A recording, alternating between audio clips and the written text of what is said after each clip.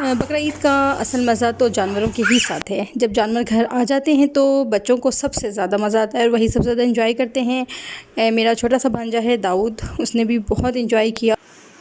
आप ये क्लिप अगर एंड तक देखेंगे तो आपको बहुत मज़ा आएगा, आप एंजॉय करेंगे दाऊद की मासूमाना हरकतों से। जो वो बकरे के साथ बातें कर रहा था वो बहुत ही मज़ा आ रहा था, बहुत इनोसेंट लग रहा था। आप ये वीडियो पूरी देखें और एंजॉय करें। किसी चीज़ से नहीं डरता, बकरे पे बैठ गया मज़े से। और क्या जानवर की ऐसी खिदमत आपने पहले कभी देखी है? देखिए दाऊद कितने प्यार से जानवरों को चारा खिला रहा है और भाग भाग के जाता है और उठा कर लेकर आता है और उन्हें खिला रहा है। बहुत करीब से प्यार भी कर रहा है और बिल्कुल नहीं डर रहा। आप दाऊद की बकरे के साथ बातें सुने और एंजॉय करें।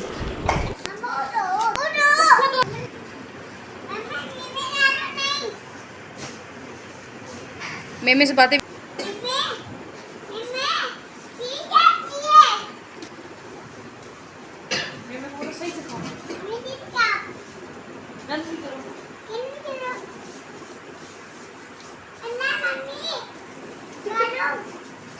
मेमे क्या कर रहे हो?